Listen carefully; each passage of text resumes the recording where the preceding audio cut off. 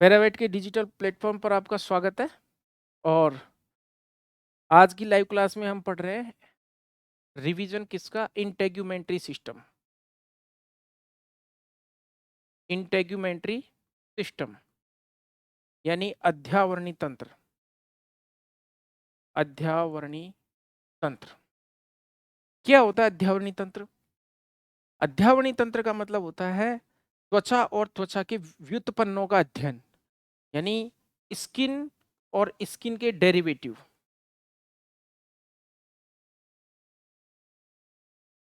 त्वचा और त्वचा के व्युत्पन्नों का अध्ययन क्या कहलाता है? अध्यावरणी तंत्र कहलाता है।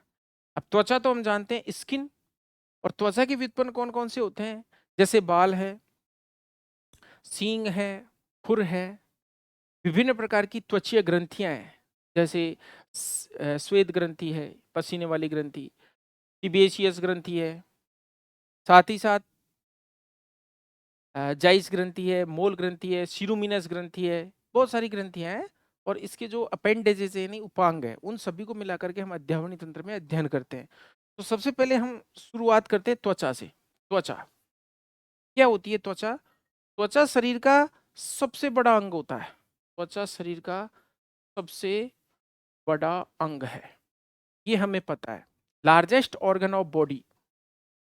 और जो पशु होते हैं, रूमिनेंट पशु या फिर हम पालतू पशु कहते हैं, तो इनके शरीर भार का लगभग 10 से 15% क्या होता है? स्किन होती है, त्वचा होती है।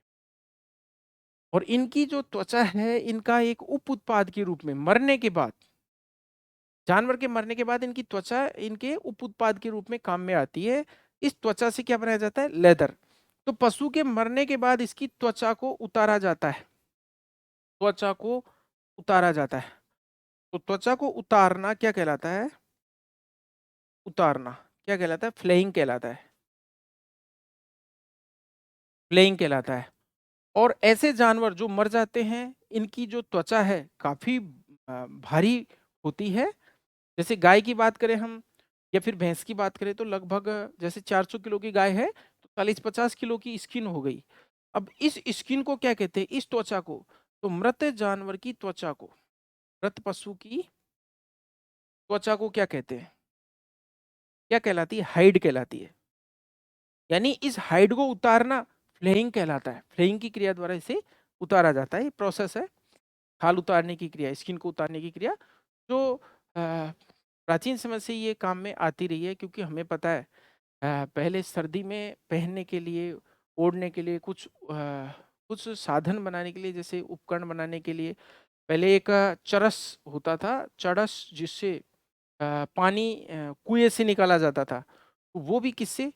बड़े जानवर की किसी की त्वचा से ही बनता था। तो विभिन्न प्रकार के पात्र बनाए जाते थे, कुछ वाद्य यंत्र भी बनाए जाते हैं स्किन से, त्वचा से।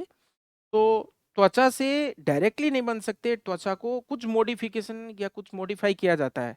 और त्वचा से मॉडिफाई करके क्या बनाया जाता है? चमड़ा। और चमड़ा बनाने की क्रिया को हम क्या कहते हैं? टैनिंग। तो त्वचा से यानी स्किन से चमड़ा बनाने की क्रिया क्या कहलाती है? टैनिंग कहलाती है। टैनिंग की प्रोसेस द्वारा त्वचा से चमड़ा बनाया जाता है। इस प्रोसेस में क्या किया जाता है? इस स्किन की फैट को डिजोल्व किया जाता है, फैट को निकाला जाता है, ताकि इसके अंदर, स्किन के अंदर प्यूट्रीफाइंग बैक्टीरिया, चूंकि जब जानवर मर गया है तो उसकी त्वचा भी क्या है? डेड होएगी। तो उस डेड स्किन से काफी सारे जो इसके अंदर काफी फैट और कार्बोहाइड्रेट, इस तरह की चीजें रहती है, थोड़ी मात्रा में कार्बोहाइड्रेट, कुछ प्रोटीन्स होते हैं जो सूक्ष्म जीवों के द्वारा सड़ा दिए जाते हैं। अब चूंकि त्वचा अगर सड़ गई तो वो खराब हो जाएगी, इसलिए इसको प्रिजर्व किया जाता है एक तरह से। उस क्रिया को कहते हैं टैनिंग। और टैनिंग में टैनिक एसिड काम में लिया जाता है, क्रोमियम के साल्ट काम में लिए जाते हैं, क्रोमियम के विभिन्न लवणों का उपयोग किया जाता है, जिससे टैनिंग की क्रिया द्वारा इस त्वचा को मजबूती प्रदान की जाती है, जिसे कहते हैं चमड़ा। और चमड़े से जूते, बेल्ट, पर्स, काफी सारी चीजें बनती है। यानी पशुओं का ये बाई प्रोडक्ट है, मरने के बाद ये उप उत्पाद है। तो त्वचा से चमड़ा बनाने की क्रिया को कहते हैं टैनिंग। और देखिए, अ, जब जीवित जानवर, जैसे मान लो हम बात करें भेड़, भेड़ के बच्चे को हम कहते हैं मेमना यानी लैम्ब। और इस लैम्ब की स्किन उतारी जाती है। अब इसकी स्किन या तो मृत अवस्था में या जीवित अवस्था में, दोनों अवस्था में ये उतारी जा सकती है, और उसे कहते हैं पेल्ट।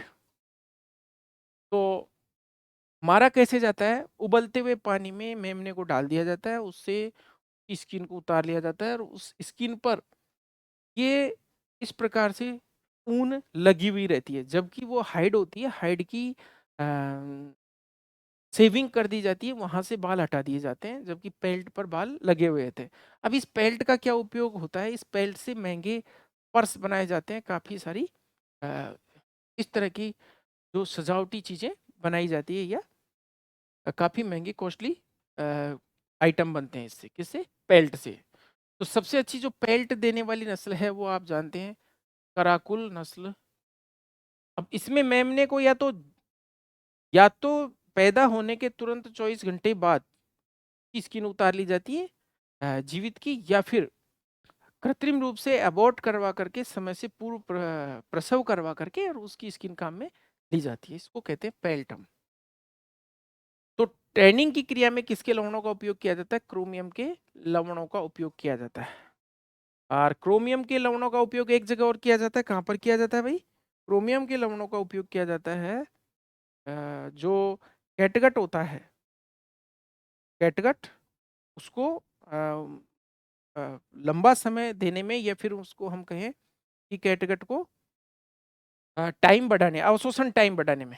हम जानते हैं कैटगट जो होता है एक अवशोषित होने वाला सुचर मटेरियल होता है, उसका एब्जॉर्प्शन टाइम बढ़ाने के लिए हम किसको काम में लेते हैं? हाँ भाई, एक चीज मैं बता दूं, ये ज्यादातर एलएसए है गुड नाइट करते हैं, तो थोड़ा सा इस चीज पे ध्यान दो।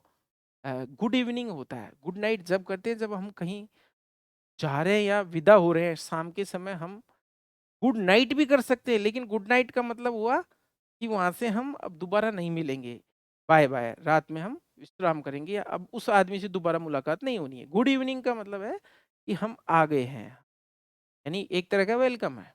गुड नाइट का मतलब हम जा रहे हैं।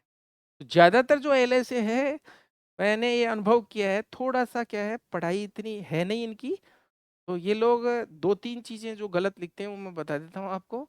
एक तो ये बड़े भाई को बिग ब्रदर लिखते हैं, छोटे भाई को स्मॉल ब्रदर लिखते हैं। तो बिग का उपयोग नहीं किया जाता, वो होता है एल्डर ब्रदर। बड़ा भाई जो होता है एल्डर ब्रदर, और छोटा भाई होता है यंगर ब्रदर। तो कई बार शुभकामनाएं देते रहते, है ना। तो ये गुड नाइट नहीं बोल करके, अगर आप दीपक जी जा रहे हो तो आप, नहीं नहीं, गजब बेइज्जती नहीं है, बताने की बात है। हम तो कुछ एक लोग जुड़े हुए हैं, ज्यादा लोग जुड़े हुए नहीं है, इसको बेइज्जती मत समझो। ऑनलाइन प्लेटफॉर्म पर है, लेकिन हम ऐप पर है, यूट्यूब पर नहीं है, टेंशन मत लो। बहुत कम लोग हैं, ज्यादा नहीं है। हाँ भाई, अब हम बात करते हैं स्किन की। तो जो स्किन है इसका अध्ययन क्या कहलाता है? डर्मेटोलॉजी। त्वचा का अध्ययन क्या कहलाता है? त्वचा का अध्ययन, ये कहलाता है डर्मेटोलॉजी। डर्मेटोलॉजी। डर्मा, डर्मा मतलब होता है स्किन। अभी जो त्वचा है वो किस किस परत से बनी हुई थी, इसकी स्ट्रक्चर हम एनाटॉमी पढ़ें तो त्वचा में कितनी परतें पाई जाती है? स्किन के अंदर 3 परतें पाई जाती है। एक तो एपिडर्मिस। एपिडर्मिस, एपी का मतलब होता है ऊपर, यानी सबसे बाहरी जो परत होती है वो एपिडर्मिस होती है। उसके बाद डर्मिस, और इसके बाद हाइपोडर्मिस। तो देखिए, एपिडर्मिस जो है, एपिडर्मिस, सबसे पहले हम एपिडर्मिस पढ़ लेते हैं। एपिडर्मिस क्या है? सबसे बाहरी परत है, यानी इसे हम अधिचर्म भी कह सकते हैं। और अधिचर्म की इस प्रकार से 5 लेयर होती हैं। तो देखिए ये चित्र में मैं बना रहा हूँ, सबसे ये निचली लेयर है, सबसे निचली लेयर, इसको हम बोलते हैं अंकुरण स्तर, यानी स्ट्रेटम जर्मिनेटिवम। के बाद एक लेयर होती है, थोड़ा सा मैं फास्ट बना देता हूँ, ये जो लेयर है इसको कहते हैं हम सूल स्तर। के बाद हम तीसरी लेयर बना देते हैं, ये बन गई, लो लेयर बन गई, इसे कणी स्तर कहते हैं। के बाद हम चौथी लेयर बना देते हैं, ये बना दी, लो, इसे हम स्वच्छ स्तर कहते हैं। और ये लास्ट जिसको हम स्ट्रेटम कॉर्नियम कहते हैं, ये लो स्ट्रेटम कॉर्नियम, क्योंकि इसकी जो परत कोशिकाएं होती है वो सल्की होती हैं। तो अधिचर्म जो है ये किससे बना होता है? स्तरित सल्की उपकला से बना हुआ होता है और इसमें लगभग 5 परतें होती हैं अधिचर्म की। और इसकी जो उत्पत्ति होती है वो कौन से भ्रूणीय स्तर से होती है? उत्पत्ति होती है एक्टोडर्म से। भ्रूणीय एक्टोडर्म से इस अधिचर्म या एपिडर्मिस की उत्पत्ति होती है।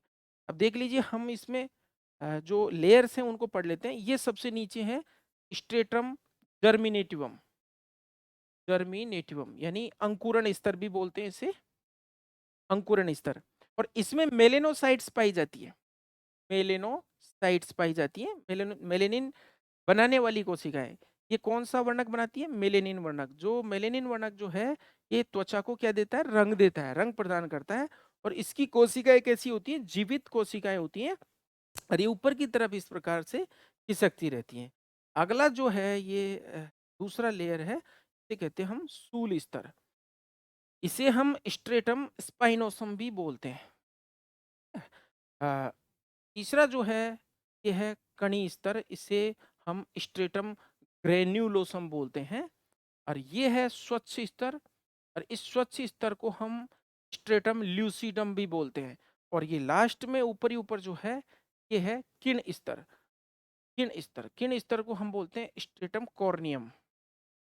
कॉर्नियम भी बोलते हैं। तो देखिए प्रश्न कहाँ से बनेगा? प्रश्न या तो सबसे बाहरी परत से बनता है या सबसे अंदर वाली परत से। बीच वाली परत से प्रश्न हमारे कम से कम वेटनरी में कम पूछे जाते हैं। अब देखिए बीच वाली परत से क्या है? एक तो ये है कि ये स्वच्छ स्तर है।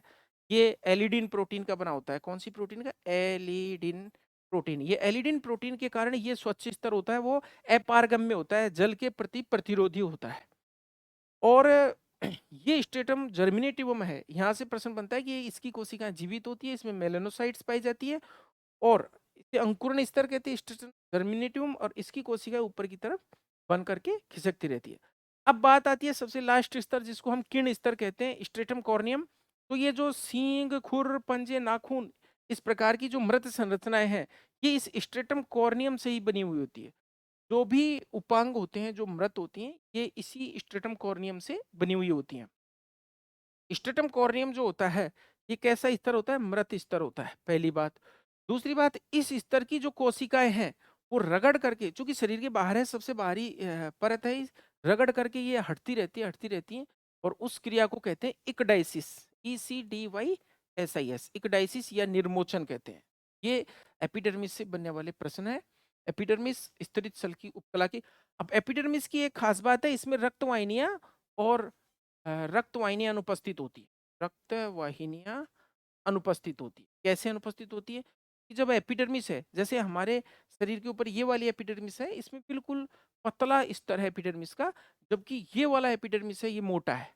इसलिए हथेली और तलुओं पर मोटी होती है ये।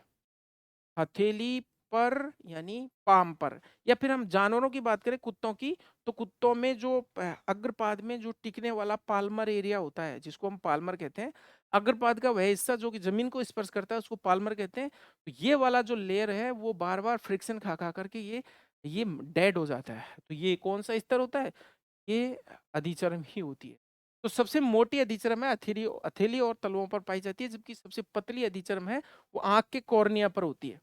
हथेली व तलवे, तलवे जिनको सॉल्वी बोलते हैं, सबसे मोटी अधिचर्म होती है, सबसे मोटी एपिडर्मिस होती है। जबकि आंख में जो कॉर्निया होता है, कॉर्निया पर सबसे पतली अधिचर्म होती है। ये हमने एपिडर्मिस की बात कर ली। इसके बाद हम डर्मिस की बात करते हैं। इसकी बात करते हैं डर्मिस की। हाँ भाई, DERMIS, डर्मिस। तो डर्मिस की जो उत्पत्ति होती है भ्रूणीय किससे होती है? मीजो डर्म से होती है। डर्मिस में क्या क्या पाई जाती है? रक्त वाहिनियां और तंत्रिकाएं दोनों पाई जाती है। अभी अधिचर्म में नहीं थी ना वो। रक्त वाहिनियां और तंत्रिकाएं, नर्व्स, तंत्रिकाएं दोनों पाई जाती है। अब देखिए डर्मिस में क्या है, डर्मिस मोटी होती है। जैसे हम वापस से एक बार इनको तीनों को लेयर्स को बना देते हैं। ये जो है ऊपरी पतली लेयर ये तो हो गई एपिडर्मिस की। और ये मोटा स्तर हो गया ये तो एपिडर्मिस। और इसके बाद ये वाली लेयर होगी डर्मिस। और इसके नीचे जो ये लेयर है ये फैट की बनी हुई होती है, काफी लेयर होती है। ये है हाइपोडर्मिस। हाइपोडर्मिस, हिंदी में हमें इनको बोले तो ये अधिचर्म हो गई, और ये हो गई चर्म, और ये हो गई अधोचर्म। तो ये अधोचर्म जो है, ये किसकी बनी हुई होती है? ये वसीय ऊतक की बनी होती है, फैटी टिश्यू। वसीय ऊतक जिसको हम एडिपोस टिश्यू भी कहते हैं, इसकी बनी हुई होती है कौन? हाइपोडर्मिस। और हाइपोडर्मिस के नीचे क्या पाई जाती है? मसल्स पाई जाती है। इस तरह से मसल्स, पेशीय स्तर पाया जाता है। तो हम जो आप लोग इंजेक्शन लगाते हैं इंट्रामस्कुलर, वो सीधे एपिडर्मिस को पेनिट्रेट करता हुआ, डर्मिस को पेनिट्रेट करता हुआ हाइपोडर्मिस से यहाँ पर लगता है। यहाँ पर मसल्स में इंट्रामस्कुलर ऐसे पेनिट्रेट करते हैं। तो ये मस्कुलर लेयर होती है नीचे। तो देखिए जानवरों में इस मस्कुलर लेयर को डर्मिस से जोड़े एक संरचना पाई जाती है, इसको कहते हैं टेला सबक्यूटेनिया। और ये टेला सबक्यूटेनिया नामक संरचना क्या काम करती है? ये ये इस स्किन को मूवमेंट देती है। हमने देखा होगा गाय भैंसों के ऊपर जब मक्खी बैठती है या फिर कोई हाथ रखता है तो स्किन को ऐसे मूव कर देती है, हिला देती है। तो ये जो स्ट्रक्चर है टेला सबक्यूटेनिया, जो मसल्स से जुड़ी हुई होती है, ये वो स्किन को मूव कर सकती है। पशुओं में अभी भी जो है वो मसल्स हैं, वो स्किन को हिलाने वाली वो प्रेजेंट है, लेकिन मानव ने ये खो दी है। कैसे खो दी है? इसलिए कि मानव जब से द्विपादचारी हुआ है, अग्रपादों को हाथों के रूप में इस्तेमाल करने लगा है, यानी खड़ी मुद्रा में, सीधी मुद्रा में आया है, तो हाथों से सारे काम करने के कारण जो है, जैसे पूंछ है और ये स्किन की इस प्रकार की जो अ, संरचनाएं हैं, ये अवशेषी के रूप में रह गई हैं, यानी वेस्टिजियल ऑर्गन्स के रूप में। नहीं तो मानव में पहले कान मसल्स हैं, ईयर पिन्ना की, जैसे एक पशु हिलाते हैं कानों को, वैसे कान भी हिलते थे और स्किन भी होती थी। तो ये विकास का चरण है, उद्विकास जिसको हम बोलते हैं, इवोल्यूशन के दौरान ये चीजें गायब होगी। जैसे ईयर पिन्ना की जो मसल्स हैं, ये पहले मूव होती थी, एक कानों से मक्खियां दौड़ाते थे, अब हाथ काम में लेते। अब हम बात करते हैं आगे डर्मिस की। तो डर्मिस में क्या पाई जाती है? रक्तवाहिनियां और तंत्रिकाएं ये उपस्थित होती। तो डर्मिस को पढ़ते हैं, डर्मिस में इस प्रकार से श्वेत ग्रंथियां भी पाई जाती हैं। और जो बाल होता है, रोम, जैसे मान लीजिए ये हमने रोम की संरचना बनाई, हेयर, या जिसको हम बाल कहते हैं, बाल भी इस डर्मिस तक धसे रहते हैं, यहाँ तक धसे रहते हैं। बालों को भी पोषण डर्मिस से मिलता है। तो डर्मिस मोटा स्तर होता है और एपिडर्मिस के नीचे स्थित होता है, और इसमें श्वेत ग्रंथियां हैं, सीबेशियस ग्रंथियां, काफ़ी सारी ग्लैंड्स हैं। जो तेलीय ग्रंथियां वो भी इसी में स्थित होती है, तंत्रिकाएं भी होती है, रक्तवाहिनियां भी होती है। यानी जब हम इस डर्मिस में चीरा लगाते हैं, मोटा लेयर है, तो इसमें छोटी छोटी जो कणिक कैपिलरीज हैं, जो रक्त केशिकाएं हैं, वो कटने के कारण इसमें से ब्लड आता है। अधिचर्म में से ब्लड नहीं आता। कहीं देखे होंगे आपने कि यहाँ वाली जो मोटी एपिडर्मिस है, इसको उखाड़ते रहते हैं, इसमें दर्द भी नहीं होता है। तो इस एपिडर्मिस में पेन भी नहीं होता, क्योंकि नर्व सप्लाई नहीं है, और दूसरी बात इसके अंदर ब्लड सप्लाई नहीं है, तो खून नहीं आता। यहाँ पर जब चीरा लगाते हैं तो ये एपिडर्मिस पतली होने के कारण यहाँ पर ब्लड आता है, क्योंकि इसमें ब्लड सप्लाई है डर्मिस के अंदर। हाइपोडर्मिस की हम बात कर लेते हैं। हाइपोडर्मिस जो होता है, हाइपोडर्मिस यानी अधोत्वचा। अधोत्वचा किसका? वसीय स्तर होता है। फैटी लेयर होती है, ये एडिपोस टिश्यू से बना हुआ होता है, वसीय स्तर होता है। अब इसकी दो तीन बातें हैं। पशुओं में ये मोटा होता है, पशुओं में मोटा जो हाइपोडर्मिस का स्तर होता है, इसे पेनिकुलस एडिपोसस कहते हैं। पेनिकुलस एडिपोसस, एडिपोसस। और एक जंतु होता है स्तनधारी, जिसको हम व्हेल कहते हैं। व्हेल मछली नहीं होती, व्हेल स्तनधारी जीव होता है। उसके अंदर जो स्किन के नीचे जो ये हाइपोडर्मिस का लेयर मोटा होता है, जिसे ब्लबर कहते हैं। यानी व्हेल में जो वसीय परत होती है त्वचा के नीचे, उसको ब्लबर कहते हैं। और ये वो मोटा वसीय स्तर क्या करता है? शरीर को एक कुचालक परत, एक आवरण प्रदान करता है, जिससे बॉडी ठंडी नहीं हो पाती, या फिर अपना ताप नियमन या टेम्परेचर रेगुलेट करने में जो ठंडे प्रदेश हैं वहाँ पर जो जीव रहते हैं उनमें ये वसीय स्तर मोटा होता है ताकि उनको सर्दी से ये बचाता है या सर्दी से रक्षा करता है। और एक और है कि ये शरीर के अंगों को शेप देती है। फैटी जो लेयर है बॉडी को ऊर्जा भी प्रदान करती है। कब? जब ऊर्जा की कमी हो जाती है। जैसे हम ऊँट की बात करें तो ऊँट के कुप्पड़ में जो संचित फैट होती है, वसा होती है, वो उसकी पानी की भी पूर्ति करती है और ऊँट को ऊर्जा भी देती है। अन्य पशुओं में भी ये फैट का या एनर्जी का प्रचुर स्रोत होता है। चूँकि हम जानते हैं 1 ग्राम फैट से 9.3 किलो कैलोरी जो ऊर्जा मिलती है, काफ़ी मात्रा में ऊर्जा मिलती है। कार्बोहाइड्रेट से सवा 2 गुना ज़्यादा ऊर्जा मिलती है, किससे? इस फैट से। तो फैट के कई फायदे भी है, तो ज़्यादा जमा होने के कुछ नुकसान है, ज़्यादा जमा। फैट जो होती है नर्व कंडक्शन के लिए भी बहुत आवश्यक होती है, तंत्रिकीय संचालन के लिए भी आवश्यक होती है, एनर्जी के लिए भी आवश्यक। हाइपोडर्मिस हमने पढ़ी। इसमें मेन चीजें यही है, पेनिकुलस एडिपोसस, और ये कुचालक परत का काम करती है, कुचालक परत का काम करती है। अब हम इस त्वचा के क्या पढ़ते हैं? व्युत्पन्न पढ़ते हैं इसके, यानी इसके डेरिवेटिव पढ़ते हैं। तो सबसे पहला डेरिवेटिव है बाल या रोम। बाल या रोम। बताइए बालों का अध्ययन क्या कहलाता है? बालों का अध्ययन कहलाता है ट्राइकोलॉजी। ट्राइकोलॉजी। बालों का अध्ययन क्या कहलाता है? ट्राई। और बालों की उपस्थिति स्तनधारियों का मुख्य लक्षण है। बाल सिर्फ और सिर्फ स्तनधारियों में ही पाए जाते हैं। जैसे बाल है, डायफ्राम है, कुछ एक लक्षण है जिसमें बाल मुख्य लक्षण है। बाल की हम संरचना देखें या रोम की हम संरचना देखें, इस प्रकार से बाहर निकली हुई ये संरचना होती है। अब देखिए रंग जो है डिपेंड करता है, बालों की जो संरचना है इस प्रकार से होती है। ये नीचा जो फूला हुआ भाग नीचे स्थित होता है, इसे कहते हैं हेयर बल्ब। Hair bulb. और ये ऊपर जो स्थित है इसको हम बोलते हैं हेयर साफ्ट। हेयर साफ्ट या रोम कांड, ये वाला। बालों का जो रंग होता है वो भी इस मिलेनियन वर्णक से ही होता है। बाल की हम अनुप्रस्थ संरचना देखें, जैसे इसको बाल को हमने काटा और माइक्रोस्कोप के अंदर देखा, तो अंदर की साइड जो खोखली संरचना होती है उसे कहते हैं मेडुला, और बाहर वाला भाग जो होता है वो कॉर्टेक्स कहलाता है।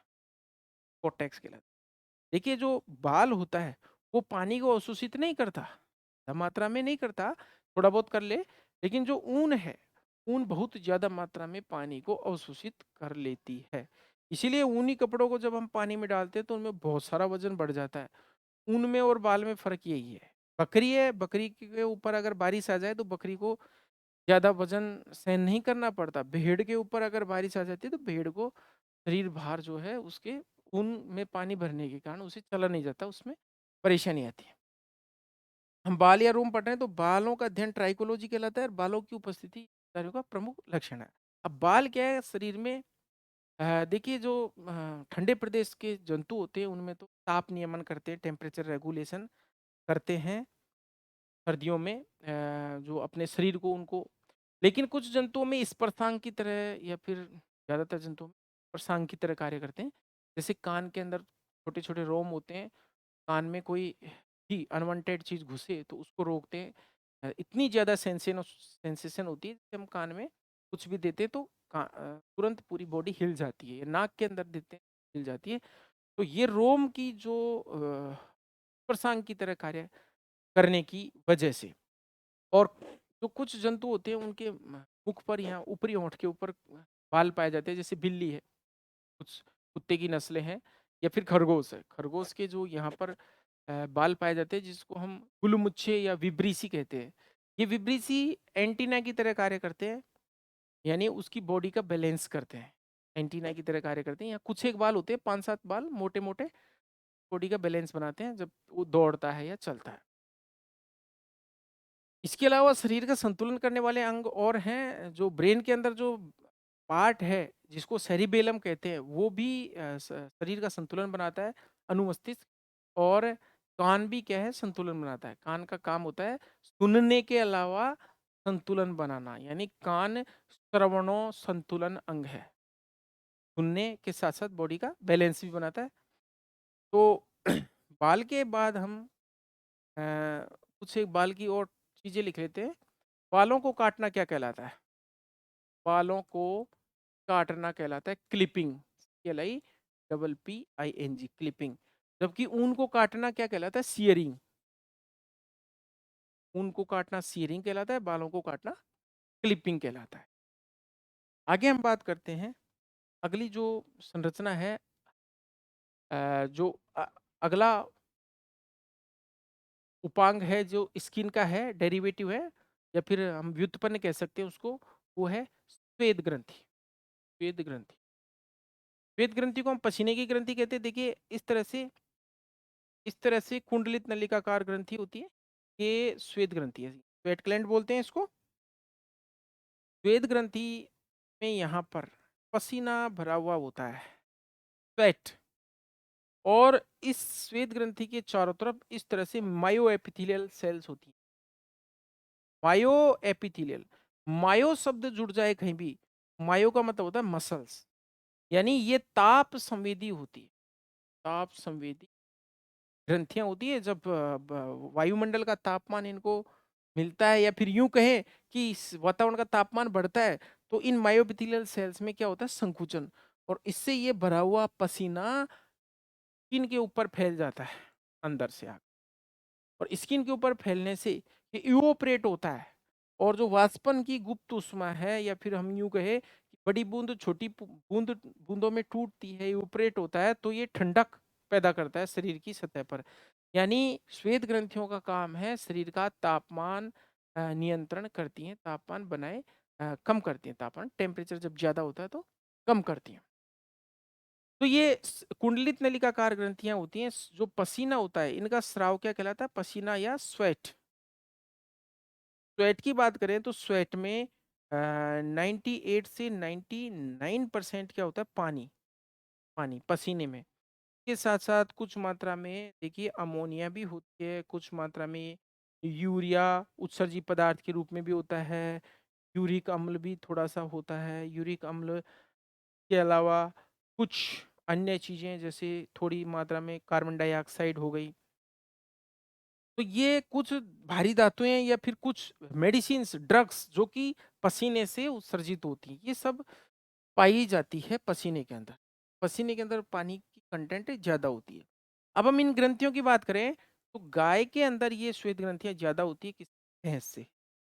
इस वजह से गाय को क्या है, गर्मी कम लगती है, भैंस को गर्मी ज्यादा लगती है। इसके अलावा जैसे बात करें हम, मुर्गी है और सुअर है और खरगोश है, इन जंतुओं में ये स्वेट ग्लैंड से पसीने वाली ग्रंथि है अनुपस्थित होती। तो ये स्वेट ग्लैंड्स भी क्या किसकी व्युत्पन्न है? ये भी त्वचा के व्युत्पन्न है। इसके बाद अगली ग्रंथियां हैं सीबेसियस ग्रंथियां। सीबेसियस ग्रंथि, देखिए नाम से ही पता चल रहा है सीबेसियस ग्रंथियां क्या स्रावित करेंगी? सीबम को स्रावित करती है। सीबम क्या होता है? एक चिकना पदार्थ होता है, चिकना पदार्थ होता है। ये सीबेसियस ग्रंथियां ज्यादातर कहाँ पाई जाती है? ये नोज या फिर जानवरों में मजल के आसपास, नोज पर, ईयर में, ईयर कैनाल में, और एनस के आसपास ज्यादा पाई जाती है। और ये सीबम क्या करता है? ये सीबम तेलीय होता है, तेलीय प्रकृति का एक पदार्थ होता है जो कि सूक्ष्म जीवों को नष्ट करता है। यानी ये सूक्ष्म जीव नासी होता है, या रोगाणु नासी होता है, एक तरह से नासी सीबम। और स्किन की सतह को ये चिकना और जलरोधी बनाए रखता है। जलरोधी पक्षियों के पंख भी होते हैं। पक्षियों के पंख में एक वैक्स जैसा पदार्थ होता है जो कि पंखों को लगातार जलरोधी बनाता रहता है, निकलता रहता है। हमने देखा होगा कितनी भी बरसात हो जाए, पक्षी भीगते तो हैं, लेकिन भीगने के बाद एक बार फड़फड़ाएंगे, पूरा पानी आउट। क्यों? क्योंकि उनके पंख उस मोम की सी परत के कारण चिकने होते हैं, जिससे पंखों में ज्यादा पानी नहीं भरा रहता। और लगती लगती है, लेकिन लगातार बारिश होए तब समस्या आती है उनके साथ। बाकी एक आध दो बारिश होती है तो जो पानी है वो ऑटोमेटिक ड्रेन होता रहता है, जलरोधी होती है। चूंकि क्योंकि तेल और पानी के बीच में दोस्ती नहीं होती है। तो सीबेसियस ग्रंथियां सीबम स्रावित करती है। सीबम रोगाणुरोधी होता है, तेलीय होता है। ये ग्रंथियां ओंठों के आसपास, नाक के आसपास या गुदा के आसपास पाई जाती है, सीबेसियस ग्रंथियां। और शरीर में बहुत संख्या में होती है। इसके बाद हम बात करें अगली जो ग्रंथि, पेरिनियल ग्रंथि की बात करें, पेरिनियल। ये ग्रंथियां, जैसे नाम पेरिनियम रीजन होता है गुदा के आसपास, तो ये ग्रंथियां गुदा के आसपास पाई जाती है, गुदा के आसपास, एनस के आसपास। पेरिनियल ग्रंथियों को सेंट ग्रंथियां भी कहते हैं, इनका एक नाम हो रहा है भाई, सेंट ग्रंथियां भी कहते हैं। और ये क्या निकालती है पेरिनियल ग्रंथियां? ये निकालती है फिरोमोन्स, फिरोमोन। और फिरोमोन क्या होता है? फिरोमोन को हम एक्टो हार्मोन भी कहते हैं, एक्टो हार्मोन या बाह्य हार्मोन भी कहते हैं, और इनको पैरा हार्मोन्स भी बोलते हैं, पैरा हार्मोन्स। फिरोमोन्स की खास बात होती है कि ये कम अणुभार वाले वे जटिल यौगिक होते हैं। हाँ भाई, मयंक पूछ रहा है ट्रिमिंग क्या होती है? ट्रिमिंग होती है खुर, खुर को एक शेप दी जाती है, वो आएगा खुर जब पढ़ाएंगे। तो पैरा हार्मोन या फिरोमोन्स या फिर एक्टो हार्मोन, ये गुदीय ग्रंथियों से या पेरिनियल ग्रंथियों से स्रावित होते हैं। और इनकी एक खास बात होती है, जो पेरिनियल ग्रंथियां है, स्रावित जो पदार्थ है, या इस फिरोमोन्स की को एक्टो हार्मोन कह दिया, पैरा हार्मोन कह दिया, ये अ- अणुभार में बहुत कम होते हैं। फिरोमोन्स का अणुभार बहुत कम होता है, और अणुभार कम होने के कारण ये वायुमंडल में शीघ्रता से विस्तृत हो जाते हैं, दूर दूर तक फैल जाते हैं। और ये जातीय विशिष्ट होते हैं। जातीय विशिष्ट का मतलब हो गया अपनी ही जातियों, जाति के सदस्यों को सूचना देते हैं। जैसे गाय हिट में आई तो अ, बुल को पता चलेगा, या फिर कुतिया हीट में आई तो कुत्ते को पता चलेगा। या फिर ये सिग्नल होते हैं, ये अपनी ही जाति के लिए केमिकल के रूप में, मैसेंजर के रूप में छोड़े जाते हैं बाह्य वातावरण में।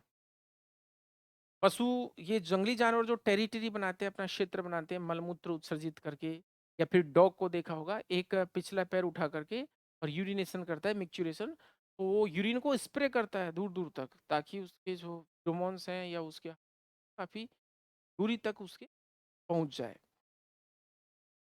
और चींटियों में भी हमने देखा है, रेशम का कीड़ा भी निकालता है, चींटियां भी निकालती है। तो जो जानवर है ये फिरोमोन्स अपनी ही जाति के सदस्यों को सिग्नल देते हैं या सूचना देते हैं। तो ये ज्यादातर लैंगिक आकर्षण में सहायक होते हैं।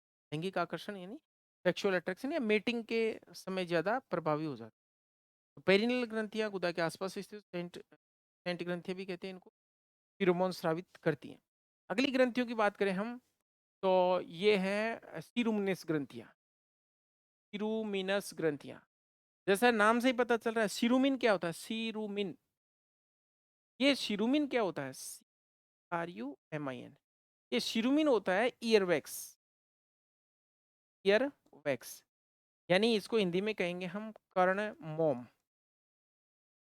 कर्ण मोम कान में जो सीरुमिनस ग्रंथियां होती है, इनके द्वारा बनाया गया एक वैक्सी या फिर स्टिकी पदार्थ होता है, जो कि कान की जो एक्सटर्नल ऑडिटरी मेटस है, कर्ण कुहर नाल है, उसकी सुरक्षा करता है ये पदार्थ, और कान के पर्दे की भी सुरक्षा करता है।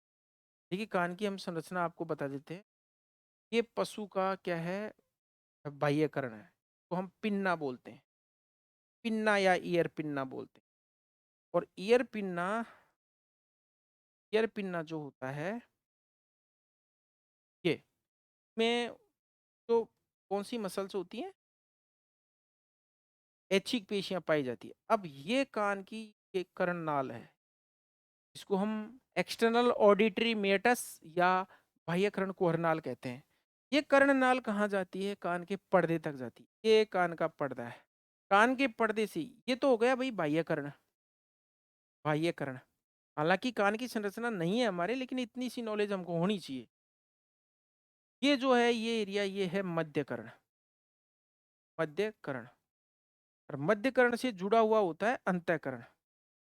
तो मध्य कर्ण में इस प्रकार से हड्डियां पाई जाती हैं, ये मेलियस हड्डी, ये इनकस हड्डी, और ये स्टेपीज, स्टेपीज, स्टेपीज।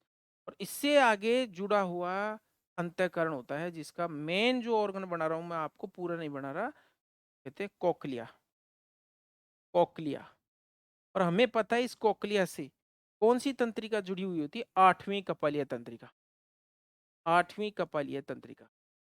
और जिसको हम बोलते हैं ऑडिटरी, ऑडिटरी नर्व जुड़ी हुई होती है। जब ध्वनि की तरंगे यहाँ से प्रवेश करती है तो कान के पर्दे के टकराती है। कान के पर्दे से ये मेलियस हड्डी में कंपन होता है, मेलियस इनकस स्टेपिस, इस प्रकार से ये जो कंपन है आगे कोक्लिया को ट्रांसफर कर दिए जाते हैं। कोक्लिया के अंदर एक तरल पदार्थ भरा रहता है जिसको एंडोलिम्फ कहते हैं, एंडोलिम्फ, एंडोलिम्फ। और इसमें कैल्शियम कार्बोनेट के क्रिस्टल भी पाए जाते हैं जिनको ऑटोकोनिया कहते हैं। तो ये एंडोलिम्फ क्या है, अर्धवृत्ताकार जो नलिकाएं हैं कि इनका जो घुमाव होता है 2/3/4 होता है, इस प्रकार का घुमाव होता है। तो इनके अंदर भरा हुआ तरल पदार्थ है वो मूव होता है, जैसे हमारी बॉडी इसे क्या बनाती है, बैलेंस बनाती है अंतःकरण के कोक्लिया से। तो हम बात कर रहे थे इसकी, ये है बाह्यकर्ण नाल, इसके अंदर सीक्रेट होता है, इसमें होती है सिरुमिनस ग्रंथियां यहाँ पर, और ये ईयर वैक्स को निकालती है। ये ईयर वैक्स है जो इस कान के पर्दे की सुरक्षा करता है। कई बार हम भी क्या है ज्यादा मात्रा में ये ईयर वैक्स को निकाल लेते हैं क्योंकि नुकसानदायक है, कान में पस पड़ने का डर रहता है क्योंकि ये सीरुमिन हटा और इसकी जगह जो है बैक्टीरिया इन्वेड कर जाते हैं। तो इस प्रकार से ये शरीर की सबसे छोटी हड्डी ये रही स्टेपिस, जो कि कान के अंदर या मध्य कर्ण में स्थित होती है। हाँ, पक्षियों के कान में एक ही हड्डी पाई जाती है जिसको बोलते हैं कोल्यूमेला, कोल्यूमेला। मुर्गी के कान में एक ही हड्डी होती है जबकि स्तनधारियों के कान में 3 हड्डी होती है, इनकस MIS, इस प्रकार से। तो सिरुमिनस ग्रंथि सिरुमिन निकालती है, सिरुमिन बाह्य कर्णनाल में पाया जाता है जो कि कान के पर्दे की सुरक्षा करता है, सूक्ष्म मारता है। अगली जो ग्रंथि हम पढ़ेंगे जाइस ग्रंथि। जाइस ग्रंथि कहाँ पाई जाती है, इतना ही ध्यान रखना है कि ये आंख में पाई जाती है। और अगली है मोल ग्रंथि। मोल ग्रंथि का दूसरा नाम इनको माइबोमियन, मोल अथवा माइबोमियन कह दो, अलग अलग है। इसके अलावा एक और है टार्सल ग्रंथि। ये तीनों प्रकार की ग्रंथियां कहाँ पाई जाती है, आंख में पाई जाती है, आंखों में। यहाँ पर थोड़ा सा कंफ्यूजन हो सकता है टार्सल से। टार्सल एक बोन भी होती है, टार्सल बोन्स जो पश्चपाद की छोटी हड्डियां होती हैं उनको टार्सल कहते हैं, लेकिन मोल ग्रंथि, माइबोमियन ग्रंथि, तो टार्सल ग्रंथि और जाइस ग्रंथि पाई जाती है, आंखों के अंदर पाई जाती है। ये हो गया ग्रंथियों का खेल, ग्लैंड्स हो गई है। ग्लैंड्स के बाद हम आगे चलें, अगला स्किन का डेरिवेटिव हम पढ़े हैं। हाँ भाई दीपक कुमार, हथौड़ी नुमा, क्या लिख रहा है, हथौड़ी नुमा। हाँ, हम बात करते हैं अब खुर की। तो खुरदार जो पशु होते हैं, खुर वाले पशु होते हैं, चौपाए होते हैं ज्यादातर, उनमें क्या पाया जाता है, खुर। खुर कहाँ पाया जाता है, खुर तृतीय अंगुलास्थि पर पाया जाने वाला। देखिए तृतीय अंगुलास्थि कहाँ होती है, मैं आपको लोकेशन बता दूं। ये मेटाकार्पल बोन है पशु की, मेटाकार्पल के आगे, या मेटाटार्सल समझ लो, के आगे इस प्रकार से क्या होती है, सीसामोइड। ये सीसामोइड बोन्स के बाद ये होगी फर्स्ट फेलेंक्स, प्रथम अंगुलास्थि, फिर ये द्वितीय अंगुलास्थि, और फिर ये फिर सीसामोइड बोन, और सीसामोइड बोन के बाद फिर से ये तृतीय अंगुलास्थि।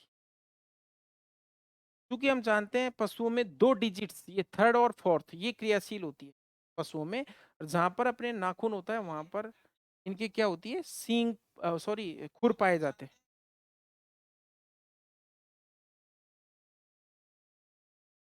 हाँ, अब खुर कहाँ होता है, ये देखिए यहाँ पर खुर होता है तृतीय अंगुलास्थि पर। किरेटिन प्रोटीन का एक आवरण होता है, इस किरेटिन प्रोटीन के आवरण को क्या कहते हैं, हम खुर कहते हैं। और खुर के आधार पर पशु 2 प्रकार के होते हैं, एक तो समखुर और एक विषमखुर। विषमखुर आगे क्लासिफाई करते हैं हम इनको। अब जैसे हम बात करें घोड़े की, तो घोड़े में सिर्फ सिर्फ ये तृतीय अंगुली यानी थर्ड डिजिट ही क्रियाशील होती है। देखिए ये तो सारी डिजिट्स है, ये फर्स्ट डिजिट, हाँ, ये फर्स्ट डिजिट, ये सेकंड, ये थर्ड, ये फोर्थ, ये फिफ्थ। इसी प्रकार से ये 5 अंगुली भैंस में भी थी, 5 अंगुली गाय में भी थी, और सभी जंतुओं में 5-5 अंगुली, लेकिन इनमें से विलुप्त हो गई कईयों में। जैसे मैं गाय भैंस की बात करूं तो गाय भैंस में ये तीसरी और चौथी क्रियाशील होती है, और दूसरी और पांचवी, दूसरी ये और पांचवी ये दिन ये दोनों पीछे की साइड में विजन खुरी बना देती हैं, को हम यूकला बोलते हैं, वो बना देती है। और ये विलुप्त हो चुकी गाय भैंस में। घोड़े की बात करें तो घोड़े में ये क्रियाशील होती है, लेकिन घोड़े में दूसरी और चौथी जो अंगुली होती है वो बना देती है अर्गट, और फर्स्ट डिजिट बना देती है चेस्टनट। छोटी छोटी किरेटिनीकृत संरचनाएं होती है। तो ये खुरबी क्या होते हैं, किरेटिनीकृत। और हमें पता है किरेटिन प्रोटीन क्या होता है, मृत प्रोटीन होता है किरेटिन, है ना। प्रोटीन तो सारे मृत होते हैं, लेकिन जिस भी अंग में ये किरेटिन प्रोटीन जम जाएगा या डिपोजिट हो जाएगा, वो ऑर्गन क्या है, डेड हो जाता है। तो खुर और ये कठोरता भी प्रदान करता है। खुर, नाखून, बाल, सींग, पंजे, इस प्रकार की ये क्या होती है, शरीर में किरेटिनीकृत संरचनाएं होती है। तो खुर के बारे में हम आगे पढ़ते हैं। खुर के आधार पर दो प्रकार के पशु होते हैं।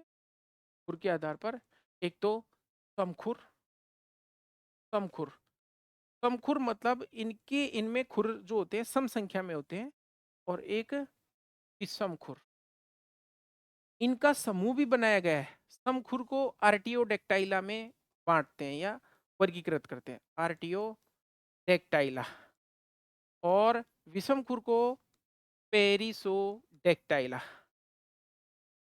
पेरिसोडेक्टाइला समूह।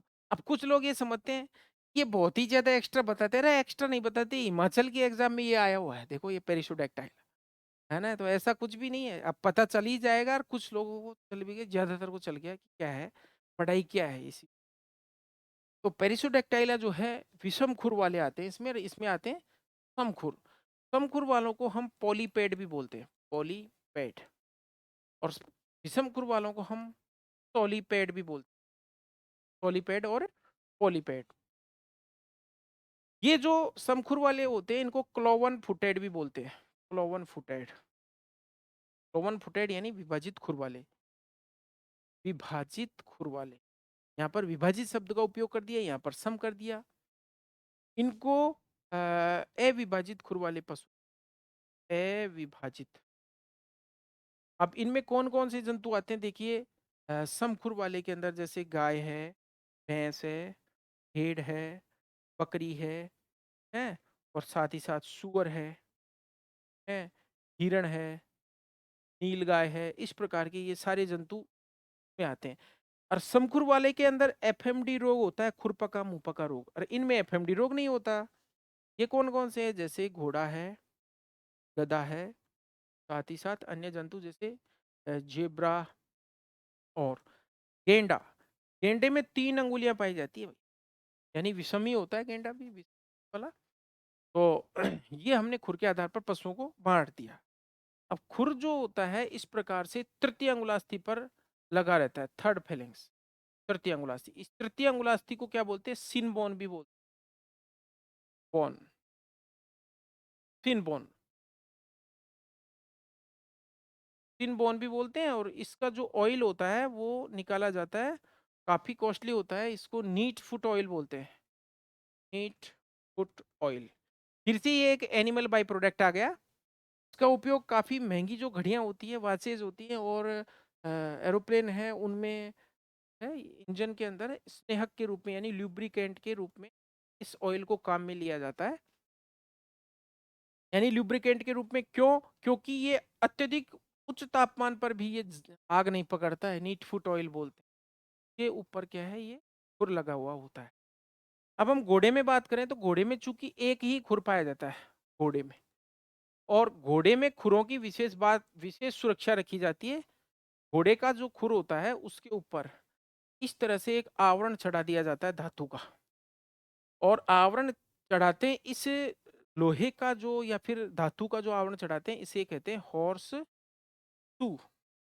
और इस हॉर्स शू को चढ़ाने की क्रिया, लगाने की क्रिया कहलाती है sewing, I N G, sewing की क्रिया द्वारा चढ़ाया जाता है। इसमें कील इस प्रकार से कील ठोक दी जाती है, और ये कील जो ठोकी जाती है ये खुर के अंदर जो व्हाइट लाइन होती है, पेरियोपल में व्हाइट लाइन होती है, उसमें ये लगाई जाती है। तो लगाते हैं, उनको फेरियर्स बोलते हैं। फेरियर्स जो खुरताल ठोकते हैं, खुर लगाने वाले होते हैं।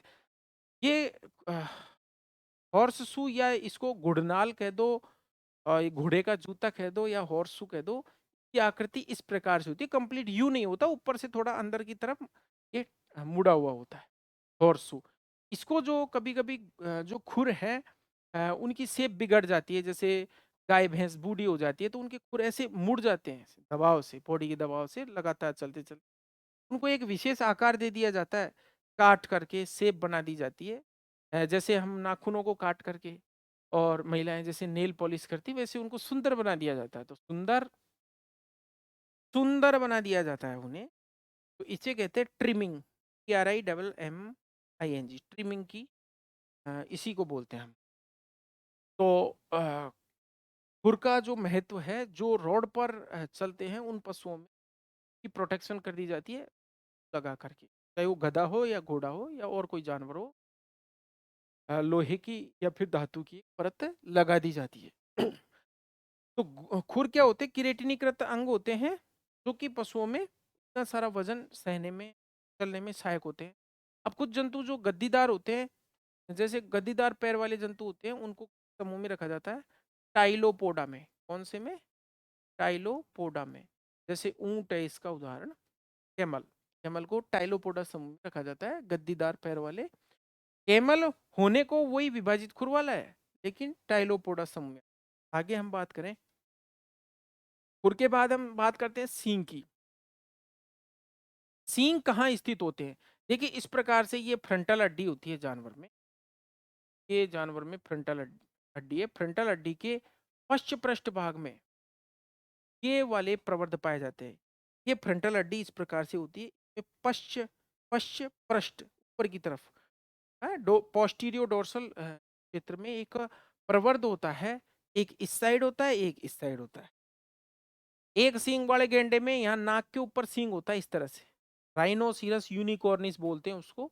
एक सींग वाला गेंडा असम में पाया जाता है, काजीरंगा में, काफी फेमस है।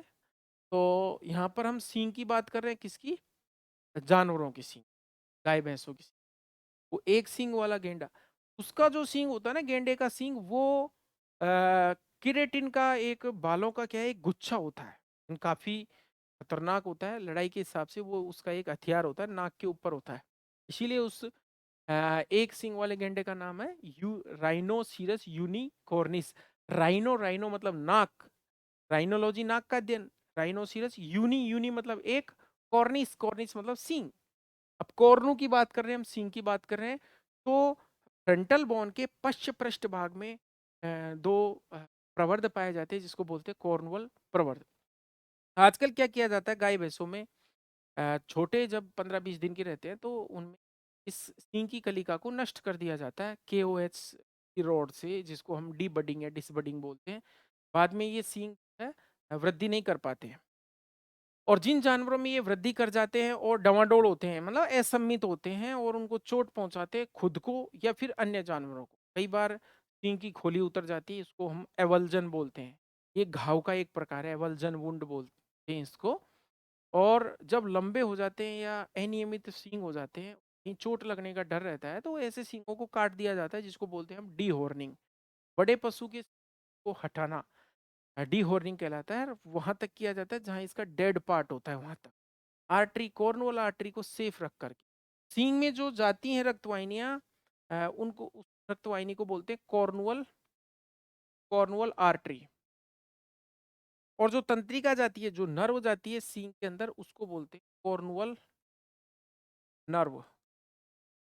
सींग किस किस में नहीं पाए जाते भाई? घोड़े के अंदर सींग नहीं पाए जाते, कुत्ते में सींग नहीं पाए जाते, ठीक है, इन जंतुओं में, बिल्ली में, गधे में है, में क्या है, या फिर सुअर भी है, सुअर में भी नहीं पाए जाते, सींग अनुपस्थित होते हैं।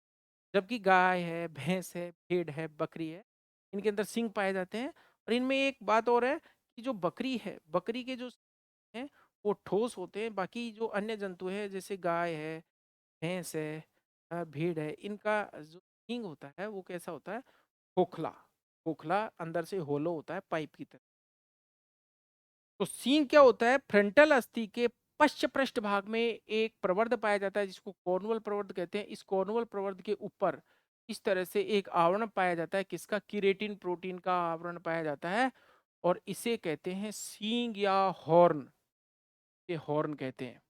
और जो सींग है, सींग की क्या विशेषता है? सींग की शेप से आकृति से और साइज से इसका पता चलता है, हमें विशेष नस्ल का पता चलता है। ब्रीड की जो पहचान है वो सींग से ज्यादा होती है। देखिए कैसे, जैसे मैं आपके सामने दो चार बना रहा हूं चित्र, आप पहचान जाएंगे कि ये जो नस्ल कौन सी है। ये देखिए भाई, ये कौन सी नस्ल के, कौन सी भैंस की नस्ल के सींग दिख रहे हैं सामने आपको? बताओ। हो गए क्या? जगदीश प्रसाद, दिनेश कुमार, दीपक कुमार, खुश तो।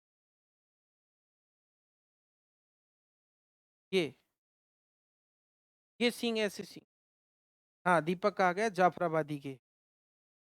और इस प्रकार के जो मैं सींग बनाऊं आपके सामने, तो ये बताइए ये सींग, मयंक बताओ ये किसके सींग है?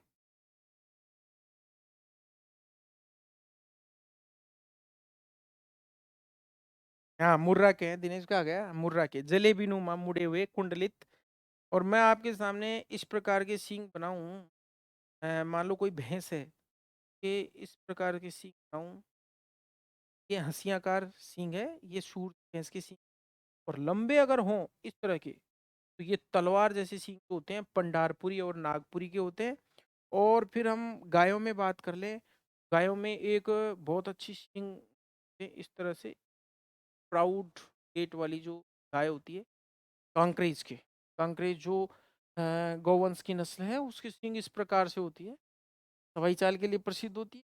बड़े मोटे और भारी सींग है, इनमें कैंसर होने की संभावना ज़्यादा होती है। कैंसर होने पर ये सींग क्या है, लटक जाता है एक साइड में, और उसको हम कमेडी का रोग भी बोलते हैं, और कैंसर भी बोलते हैं। एक प्रकार से स्क्वेमस सेल कार्सिनोमा होता है। तो ये सींग की बात हुई। तो सींग में हम अ, आगे हम बात कर रहे थे सींग में, कि अगर हम सींग से किसी पशु की आयु निकालें, से आयु, तो आयु कैसे निकालेंगे? हॉर्न से आयु कैसे निकालेंगे? जो सींग में वलय बनती है, रिंग्स बनती है, इस तरह से रिंग। जैसे हम किसी पेड़ को काटते हैं, हमने द्विबीजपत्री जो पेड़ होते हैं उनमें वार्षिक वलय बनती हैं, उनमें पढ़ा होगा हमने, इस प्रकार से रिंग्स बनती है। तो उनमें जो सूत्र लगता है, वो जितनी वलय होती है पेड़ों में, पेड़ों के अनुप्रस्थ काट में जितनी वलय दिखाई देती है, वो उतनी ही उम्र का होता है। लेकिन यहाँ सींग में अलग फॉर्मूला लगता है। सींग में आयु का सूत्र होता है n+2। यहाँ पर n क्या है? n है सींग में वलयों की संख्या। सींग में किसकी संख्या? वलयों की संख्या। तो जैसे प्रश्न आ जाए कि मान लीजिए किसी भैंस की आयु 13 वर्ष है, तो उसके सींग में वलय की संख्या बताइए। तो वलय की संख्या हो जाएगी 13-2 यानी 11। और जो प्रथम वलय बनती है, प्रथम वलय बनती है, वो तीसरे साल में बनती है, थर्ड ईयर, तीसरे साल में पहली वलय बनती है। सही है भाई? अरे ये जोड़ किसने दिया दीपक? कैसे जोड़ दिया आपने? मैंने आपको उम्र दी थी, ना कि वलय दी थी। मैं जैसे आपसे पूछूं कि भाई 7 वलय है तो उम्र बताओ, तो 9 हो गई ना। 7 वलय है तो 9 वर्ष उम्र। मैंने बोला 13 वलय है, सॉरी 13 वर्ष की है तो 11 वलय हो गई। यानी एक दो कम कर लो और दो बढ़ा दो। वलय पूछे तो दो कम कर लो, उम्र पूछे तो दो बढ़ा दो। सींगों को जो एक विशेष शेप में बनाया जाता है, और खुरों और सींगों को घोड़े के, मेनली घोड़े को कम उम्र का दिखाने के लिए घोड़े को सजा दिया जाता है एक प्रकार से, तो नया बनाया जाता है, उसको बोलते हैं बिशॉपिंग। बिशॉपिंग यानी एक प्रकार का छल या धोखा है, जिसमें घोड़े की वास्तविक उम्र से उसे कम उम्र का बनाया जाता है। हाँ भाई। तो सींग की बात कर रहे थे हम, तो सींग की जो वृद्धि है, सींग की वृद्धि किस पर डिपेंड करती है? मौसम और पोषण पर निर्भर करती है।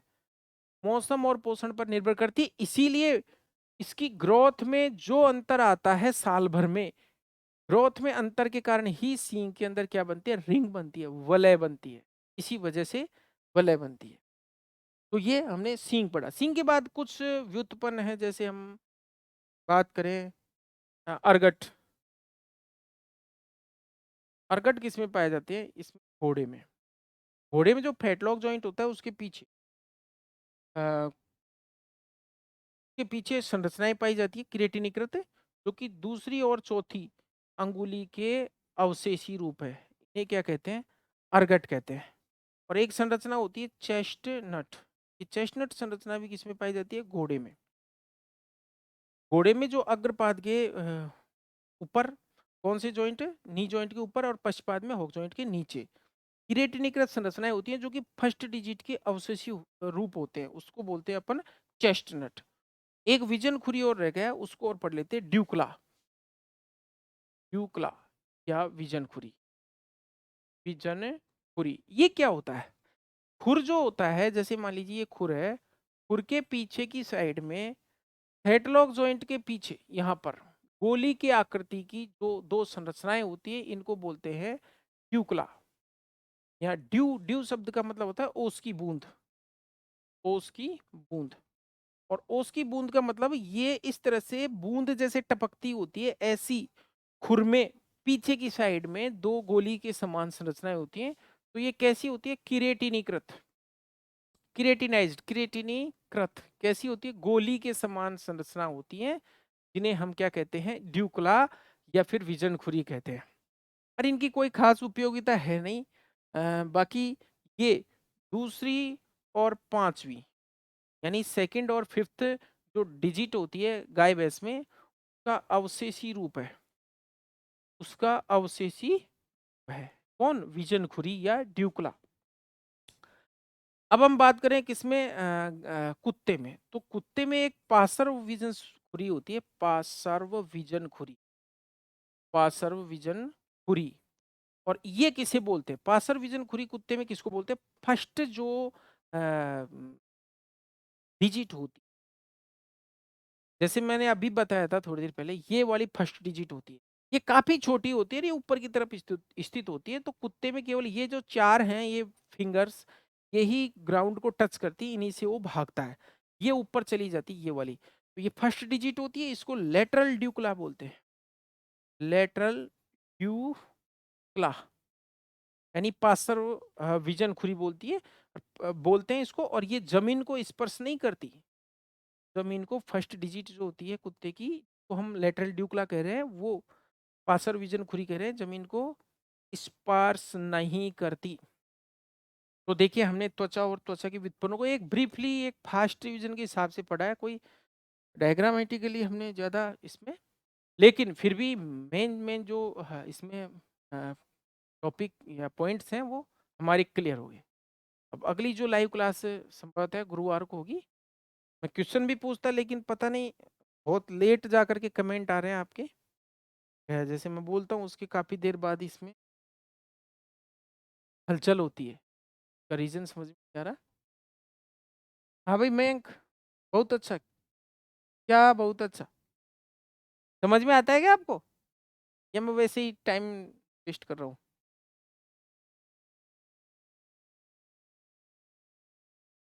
अरे वाह, खाना बना लिया क्लास के साथ साथ, बहुत अच्छी बात। हाँ, तो ऐसे सब वीक के अंदर अपन 2 क्लास लेते रहेंगे, और अगर आप टॉपिक बताओ तो ठीक, नहीं तो अपने ऐसे कैसे चलता रहेगा। और जो ऑफलाइन में जो अपने लास्ट टेस्ट हो रहे हैं, वो भी हम इस पर अपलोड कर देंगे आप लोग। ठीक है भाई, पवन कुमार आता है, क्या आता है, आता है वो, मैं आप जानते हैं। धन्यवाद। चलने दो, क्या चलाऊं भाई, क्वेश्चन पूछोगे, बताओ।